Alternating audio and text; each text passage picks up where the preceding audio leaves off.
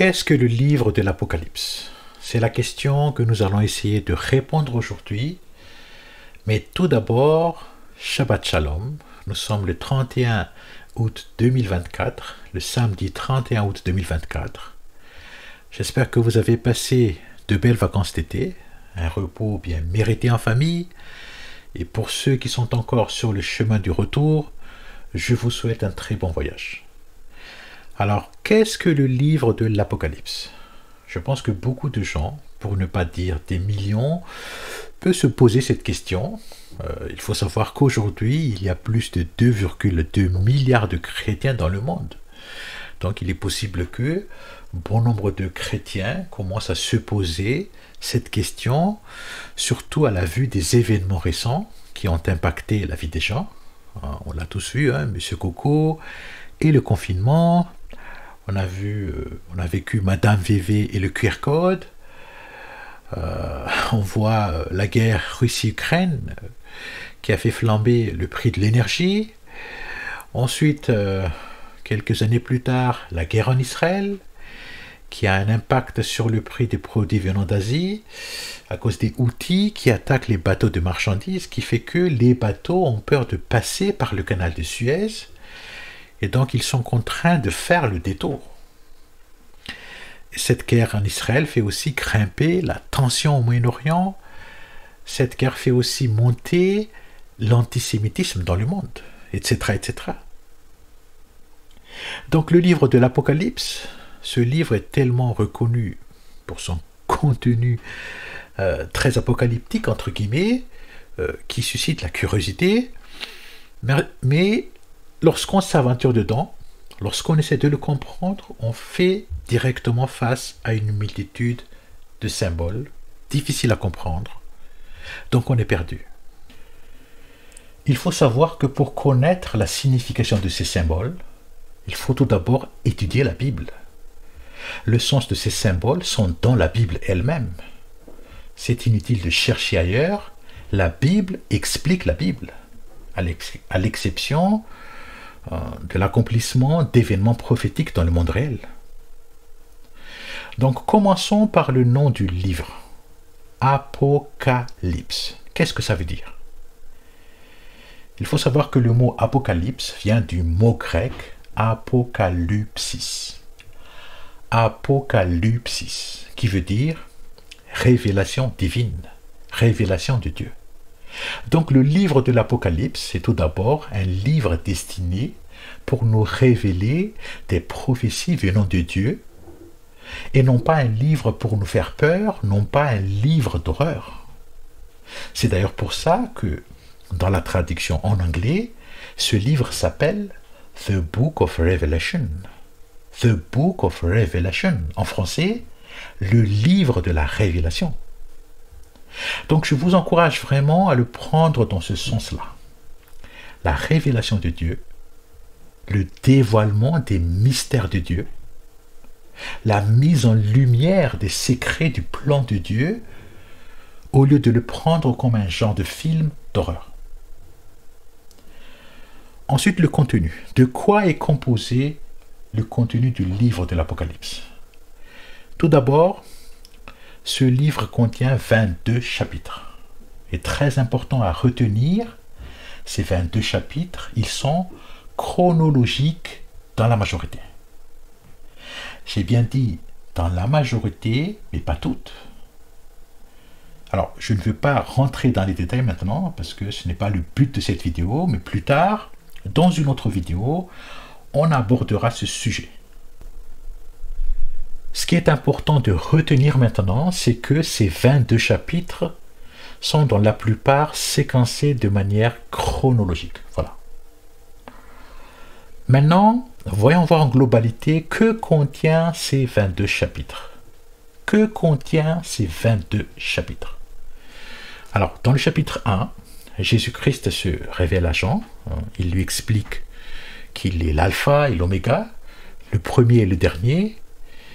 Et puis il dit à Jean d'écrire dans des lettres ce que Jean voit et de les envoyer aux 7 églises, à Éphèse, à Smyrne, à Pergame, à Thyatire, à Sardes, à Philadelphie et enfin à Laodicée. Et dans cette vision, Jean voit Jésus-Christ entouré de 7 chandeliers d'or. Et dans la main droite de Jésus, Jean voit 7 étoiles. Et Jésus-Christ lui explique que les 7 chandeliers d'or qui l'entourent sont les 7 églises. Ensuite, les 7 étoiles dans sa main droite sont les 7 anges des 7 églises. Ensuite, dans le chapitre 2 au chapitre 3, ces 2 chapitres contiennent les détails des 7 lettres envoyées aux 7 églises. Alors, comment je vois cette lettre? Comment je vois ces 7 lettres? Je le vois comme une visite de troupes d'un grand général de l'armée. Il a devant lui donc 7 bataillons, qui sont les 7 églises. Le général s'adresse à chacun des 7 bataillons et il leur dit quels sont leurs points forts. Ensuite, il leur dit quels sont leurs points faibles. Ensuite, il leur dit qu'est-ce qu'il faut corriger. Il y a quelque chose à corriger. Et à la fin, le général leur promet qu'est-ce qu'ils vont gagner s'ils sortent vainqueurs. Le général leur promet une récompense aux vainqueurs. Alors ici, très important à retenir, Jésus-Christ parle ici de vainqueur. Il parle de vainqueur, ça veut dire qu'il y a un combat. Il y a un combat à faire. Et celui qui sera vainqueur à l'issue de ce combat, il va toucher la récompense promise. Alors pourquoi c'est important? Parce que justement, il y a beaucoup de gens qui veulent fuir ce combat. Ils veulent fuir, ils veulent partir pendant l'enlèvement pour fuir ce combat. Donc la question est, comment est-ce que tu peux être vainqueur en fuyant le combat? Comment est-ce que tu prétends être vainqueur sans participer au combat? Je ne sais pas ce que vous en pensez, mais voilà, c'est ce que beaucoup de gens pensent. Il y a beaucoup de vidéos YouTube qui expliquent que les chrétiens vont être enlevés au ciel pour fuir la grande tribulation. Qu'ils vont rester 7 ans dans les cieux. Et c'est uniquement à la fin des 7 ans de grande tribulation qu'ils vont accompagner Jésus-Christ à son retour sur terre. Je ne sais pas ce que vous en pensez, mais voilà. Moi, voici comment je vois les choses d'après mes études du livre de l'Apocalypse et des prophéties dans la Torah. L'enlèvement avant la grande tribulation, il y aura, oui. Mais ce sera uniquement l'enlèvement des premiers fruits. Les premiers fruits seront enlevés aux cieux pour célébrer la fête des premiers fruits dans le temple céleste. Et puis après, une fois la célébration terminée, ils vont tous revenir sur terre pour participer au combat pendant la grande tribulation. Alors, je ne veux pas rentrer dans les détails parce que ce n'est pas l'objet de cette vidéo. On verra ça dans les futures vidéos. Donc, pour le chapitre 2 et 3, c'est la visite de troupes du roi des rois, Jésus-Christ, pour encourager ces 7 bataillons, les encourager avant le début des combats contre le mal pendant la grande tribulation. Alors, pour éviter toute confusion, le combat de cette église, ce n'est pas la guerre des militaires, non. Pendant la grande tribulation, le monde va sombrer dans les ténèbres, ténèbres spirituelles. Donc le combat de cette église, c'est d'illuminer le monde. Les 7 églises sont les 7 chandeliers d'or. Donc le combat de cette église consiste à illuminer le monde en diffusant la parole de Dieu, en enseignant aux gens le royaume de Dieu. C'est ça dont il est question. Ensuite, dans le chapitre 4, Jean est invité dans les cieux. Il voit le trône de Dieu, il voit les 4 animaux, il voit aussi les 24 anciens. Si vous lisez Ézéchiel chapitre 1, vous allez découvrir qu'Ézéchiel a aussi vu une vision similaire. Ézéchiel a aussi vu les 4 animaux dans les cieux. Ensuite, dans le chapitre 5, j'envoie l'agneau auprès du trône de Dieu. J'envoie l'agneau ouvrir le livre scellé par les 7 sceaux. Alors, ce qu'il faut retenir ici, dans ce chapitre 5, c'est qu'il y a 7 événements dans le plan de Dieu pour la fin des temps. Il y a 7 événements dans le plan de Dieu pour la fin des temps. Et ces 7 événements sont prophétisés dans le livre scellé par les 7 sceaux. Donc, dans ce chapitre 5, on n'a pas encore la connaissance du contenu de ces 7 événements, parce qu'ils sont encore scellés par les 7 sceaux. Ensuite, dans le chapitre 6, puis chapitre 7, on assiste à l'ouverture des 6 premiers sceaux. Alors, que veut dire ouvrir un sceau? En fait, un sceau sert à sceller une lettre. Le contenu de cette lettre est protégé par le sceau. Le contenu de cette lettre reste un secret tant que le sceau n'est pas cassé. Donc, ouvrir un sceau consiste d'abord à casser le sceau, puis ouvrir la lettre, et ensuite lire son contenu. Donc, en un mot, ouvrir un sceau veut dire dévoiler le contenu de la prophétie. C'est dévoiler le secret de la prophétie. Voilà, ni plus ni moins. Donc, au moment de l'ouverture d'un sceau, il n'y a pas encore d'accomplissement, d'événement réel, non. C'est juste l'action de briser le secret, dévoiler le contenu de la prophétie, prendre connaissance du contenu de la prophétie et c'est tout. Donc l'ouverture des 6 premiers sceaux, dans le chapitre 6 et chapitre 7, c'est le dévoilement du contenu des prophéties des 6 événements du temps de la fin. C'est mettre à la connaissance de tout le monde quels sont les 6 événements qui vont se passer au temps de la fin. Alors dans cette vidéo, je ne vais pas rentrer dans les détails de chaque sceau, sinon ça va prendre des heures. Mais si vous êtes intéressé, j'en ai déjà un peu parlé dans mes autres vidéos. Les vidéos short, les vidéos courtes. S002 à S006, il y a plusieurs vidéos short. Ensuite, la vidéo V14.1 et la vidéo V14.2. Voilà. Maintenant, si l'ouverture des sceaux, c'est juste le dévoilement du contenu des prophéties, donc la question est, quand est-ce que commence l'accomplissement de ces prophéties? Alors pour le comprendre, il faut savoir que chacun de ces événements du temps de la fin doivent passer par 3 étapes. Étape 1, l'ouverture du sceau. Étape 2, la phase trompette, c'est l'avertissement. Et l'étape 3, c'est la phase coupe de la colère de Dieu. Alors, pour l'illustrer, prenons l'exemple du deuxième événement. L'étape 1 du deuxième événement, c'est l'ouverture du deuxième sceau. Donc, le dévoilement du contenu de la prophétie du deuxième événement. Ensuite, l'étape 2 du deuxième événement, c'est la phase trompette pour avertir les gens. C'est la deuxième trompette. Et pendant la deuxième trompette, l'accomplissement du deuxième événement commence, mais de manière légère. L'accomplissement commence, mais en douceur. Parce que le but, c'est pour avertir. C'est un avertissement, donc l'intensité de l'événement est encore faible. Alors, pourquoi il y a l'étape avertissement? En fait, l'étape avertissement sert de signe qui nous permet de savoir que la phase trompette commence et qu'il faut maintenant se préparer.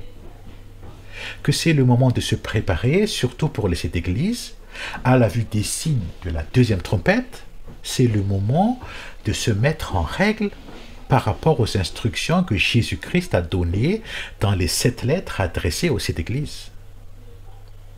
C'est-à-dire que c'est le moment de lire les 7 lettres aux 7 églises, ensuite de s'identifier soi-même à quelle église on appartient, et puis après de se corriger soi-même avec l'aide du Saint-Esprit.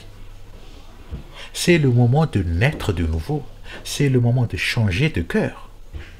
C'est le moment de faire le plein d'huile, c'est-à-dire étudier la Bible, approfondir notre connaissance de la parole de Dieu afin d'avoir assez de quantité d'huile pour alimenter le chandelier pendant la grande tribulation.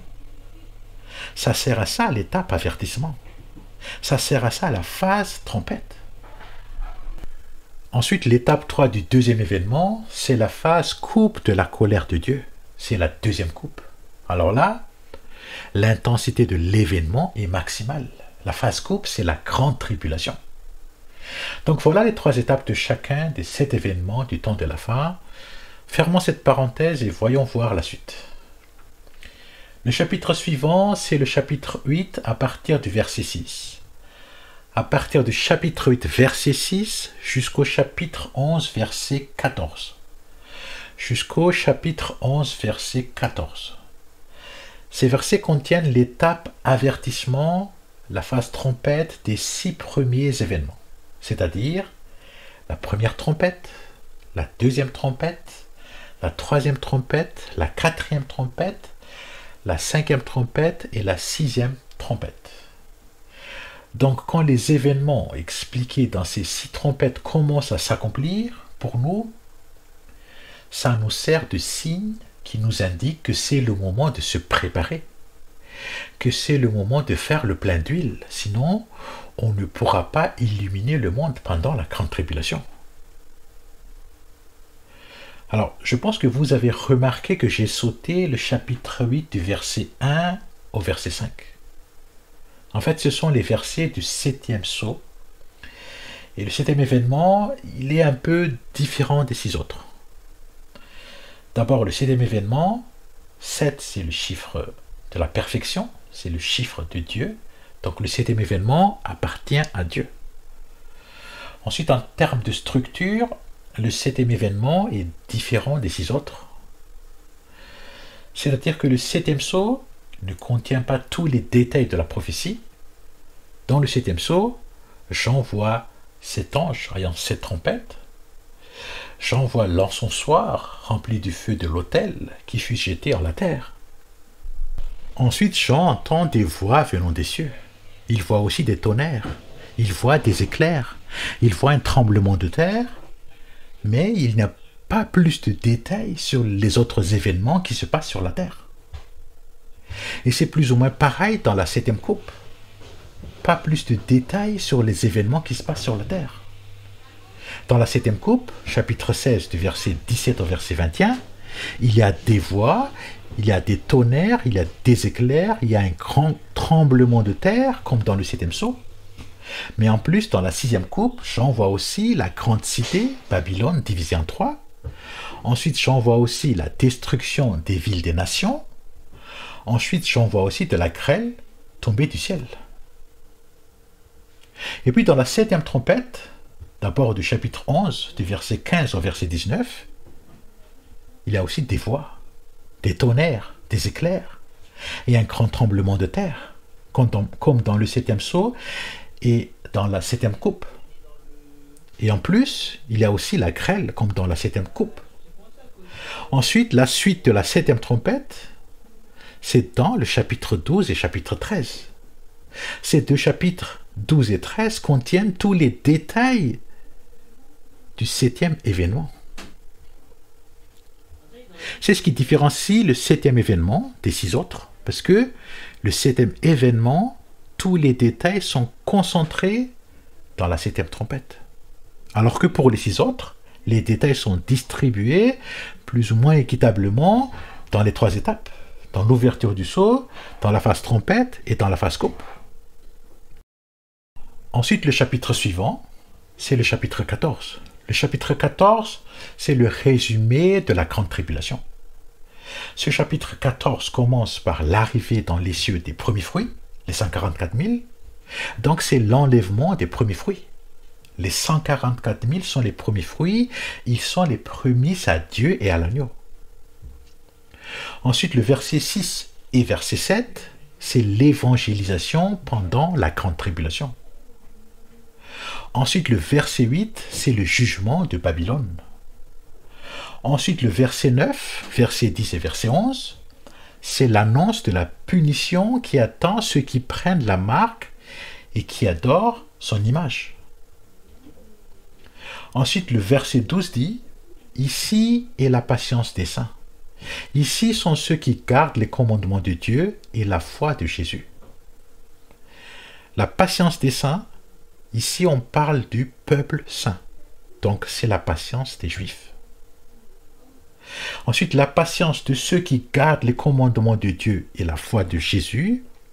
Là, on parle de cette Église. Ce symbole, garder le commandement de Dieu et la foi de Jésus, c'est le symbole de cette Église.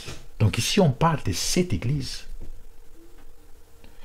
Ensuite, dans le verset 13, c'est la promesse de résurrection pour ceux qui sont morts en Jésus-Christ en faisant les œuvres du Seigneur, en travaillant pour les Seigneurs.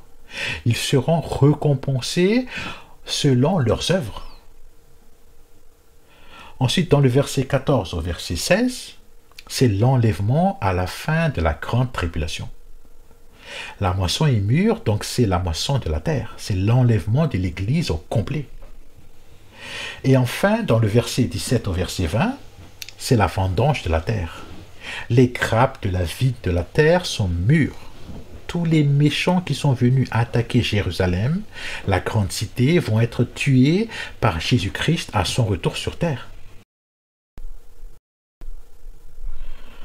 Ensuite, le chapitre suivant, c'est le chapitre 15. Le chapitre 15 commence par le même événement que le début du chapitre 14. C'est la célébration de la fête des premiers fruits dans les cieux. C'est dans le chapitre 14 du verset 2 au verset 5 et aussi dans le chapitre 15 du verset 2 au verset 4.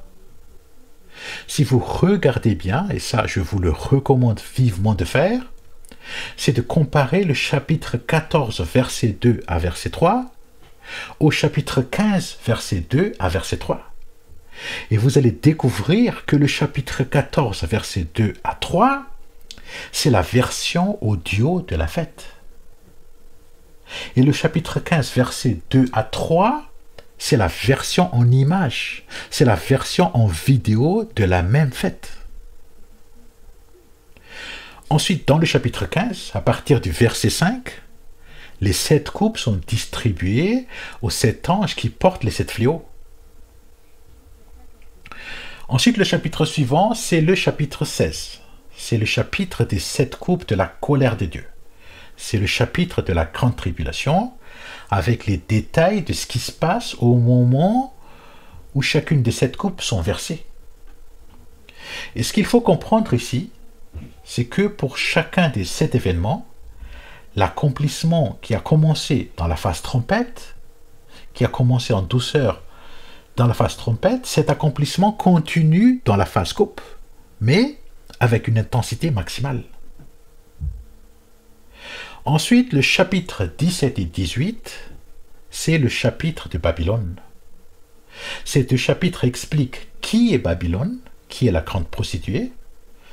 Babylone, c'est le symbole de toutes les grandes villes capitales de toutes les religions de la terre, en commençant par Jérusalem, la capitale du judaïsme, christianisme et islam. Ensuite, Rome, la capitale du catholicisme romain. Ensuite, la Mecque, la capitale de l'islam. Ensuite, les grandes villes aux USA, qui sont les capitales de la fornication, y compris la ville de Tel Aviv en Israël. Ensuite, les grandes villes en Chine, qui sont les capitales de l'athéisme. Et toutes les autres villes capitales de toutes les autres religions. Alors, comment sait-on que Babylone, c'est toutes les religions? En fait, on arrive à identifier Babylone par l'intermédiaire de ce verset. Apocalypse 18, verset 6, il dit « Rendez-lui ainsi qu'elle vous a fait, et payez-lui au double selon ses œuvres, et dans la même coupe où elle vous a versé à boire, versez-lui-en au double. » Très important. Payer le double, c'est le sort réservé aux voleurs selon la loi dans la Torah. Un voleur, s'il a été pris, le voleur doit rembourser le double de ce qu'il a volé. Exode 22, verset 4 dit « Si ce qui a été dérobé est trouvé vivant entre ses mains, soit bœuf, soit âne, soit brebis ou chèvre, il rendra le double. Ensuite, quelques versets plus loin, Exode 2, verset 7 dit « Si quelqu'un donne à son prochain de l'argent ou des vases à garder, et qu'on le dérobe de sa maison, si l'on trouve le larron, il rendra le double. » Donc, c'est quoi les fautes des religions? La première faute, c'est de voler la croyance du peuple. Les religions, ce sont des voleurs de croyances. Voler la foi en Dieu du peuple. Voilà la faute des religions. C'est pour ça que Babylone doit payer le double. Ensuite, la deuxième faute des religions, c'est de se prostituer avec les rois de la terre. C'est-à-dire qu'au lieu de faire la volonté de Dieu, les religions, qu'est-ce qu'elles font? Elles exécutent les ordres donnés par les dirigeants de la terre, les ordres donnés par les leaders du gouvernement mondial. L'exemple que nous avons tous été témoins, c'est faire le pic-pic est un acte d'amour. Est-ce que vous vous souvenez de ça? Les prêtres, les imams, les pasteurs, les rabbins, la majorité, mais pas tous, ils ont tous dit aux fidèles d'aller prendre le pic-pic. Est-ce que vous vous souvenez de ça? Ensuite, le chapitre 17 et 18 montre aussi qui va juger Babylone. Ce sera la bête qui monte de l'abîme, qui va détruire Jérusalem par le feu. La bête qui monte de l'abîme, ce sera le nouveau califat de l'islam, la renaissance du califat de l'islam. Il faut savoir que le 7e roi, c'était l'Empire ottoman, qui a été détruit par les Anglais. Ensuite, le 8e roi, le prochain, ce sera la renaissance du califat de l'islam. Maintenant, la question est, quand est-ce que commence le jugement de Babylone? Le jugement de Babylone, c'est le 3e sceau, 3e trompette, 3e coupe. Si vous lisez le 3e sceau, le texte fait mention d'un cavalier avec une balance, le symbole de la balance. Et partout dans le monde, dans n'importe quel pays, si vous allez au tribunal, vous allez apercevoir le symbole de la balance, n'est-ce pas? Donc le 3e sceau, c'est le dévoilement de la prophétie du tribunal de Dieu, c'est le jugement de Dieu contre Babylone. Et ce jugement commence par le jugement de la ville de Jérusalem. Et ce jugement va s'étendre sur toutes les grandes villes, capitales de toutes les religions de la terre. C'est ça l'ouverture du 3e sceau. Ensuite, l'étape suivante, la phase avertissement, c'est la 3e trompette. La 3e trompette, c'est la guerre en Israël, qui a commencé le 7 octobre 2023. L'attaque du Hamas, c'était le début du jugement de Jérusalem. Et on voit que c'est bien l'islam qui exécute ce jugement. Mais là, l'intensité des combats est encore faible.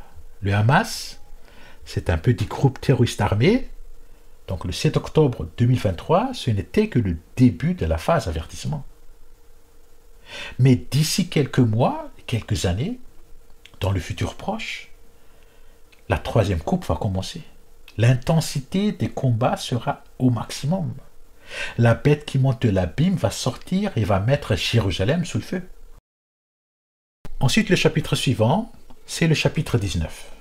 Le chapitre 19 explique d'abord la fin du jugement de Babylone. Ensuite, après, c'est les noces de l'agneau. Et après les noces, c'est le retour de Jésus-Christ sur terre, accompagné d'une armée d'anges et aussi accompagné des appelés, des élus et des fidèles. Jésus-Christ va capturer la bête et le faux prophète. Ensuite, il va les jeter dans les temps de feu. Ensuite, Jésus-Christ va aussi tuer tous ceux qui sont venus envahir Jérusalem. Il faut savoir que la bête ici représente à la fois la bête qui monte de la mer, le gouvernement mondial, et à la fois la bête qui monte de l'abîme, l'antichrist de l'islam. Ensuite, le chapitre suivant, c'est le chapitre 20. Dans le chapitre 20, Satan est mis en prison pour 1000 ans. Et c'est le début du millénium, Le millénium, c'est 1000 ans de règne de Jésus-Christ sur terre. Et puis à la fin du millénium, Satan sera libéré. Et il va séduire les nations pour les inciter à venir attaquer Jérusalem. C'est ça le Gog et Magog du livre de l'Apocalypse. Et je pense que ce Gog et Magog du livre de l'Apocalypse est différent du Gog et Magog dans le livre d'Ézéchiel. Le Gog et Magog dans le livre d'Ézéchiel, c'est la guerre dans les montagnes d'Israël. C'est la même guerre qui est dans le 6e sceau, 6e trompette et 6e coupe. C'est la même guerre que la guerre d'Armageddon. Par contre, la guerre dans Zacharie, chapitre 12 à 14, c'est la guerre à Jérusalem. C'est la même guerre dans le 3e sceau, 3e trompette et 3e coupe. C'est la même guerre que le jugement de Jérusalem.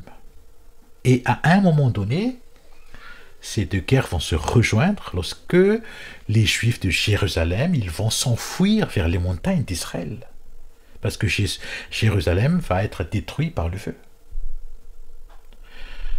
Bon, je pense qu'après ça, la suite du chapitre 20 et aussi le chapitre 21 et le chapitre 22, ils sont assez clairs. Donc je pense que je n'ai pas besoin de donner des explications supplémentaires sur ces chapitres. Donc voilà, j'espère que cette vidéo vous a aidé à mieux comprendre qu'est-ce que le livre de l'Apocalypse. Et aussi à vous donner plus de visibilité sur qu'est-ce qui attend les 7 églises pendant la grande tribulation. Et aussi à vous faire prendre conscience que c'est le moment de faire le plein d'huile. Étudier la Bible à fond. Étudier la Bible de tout notre cœur, de toute notre âme, avec l'assistance du Saint-Esprit. Parce que nous avons besoin d'avoir assez de réserve d'huile pour que notre chandelier d'or puisse illuminer les gens pendant toute la durée de la grande tribulation. Et pour finir, je te demande de prier avec moi. Je te demande de diriger ton regard vers le Seigneur Yeshua. Seigneur Jésus, merci pour ta patience. Merci de nous avoir donné la phase trompette, la phase avertissement, pour nous permettre de faire le plein d'huile. Merci de nous avoir donné du temps pour apprendre ta parole, apprendre la Bible. Nous te demandons de nous accompagner dans notre étude. Nous te demandons de venir à la rencontre de ceux qui ne sont pas encore nés de nouveau. Nous te demandons de leur tendre ta main et ton cœur pour les transformer comme tu nous as transformés et devenir nés de nouveau. Je te fais confiance en toutes choses, Seigneur. J'ai confiance en toi de tout mon cœur.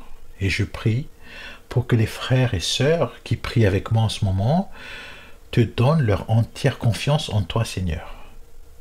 Béni sois-tu, Éternel notre Dieu, Roi de l'univers. Amen.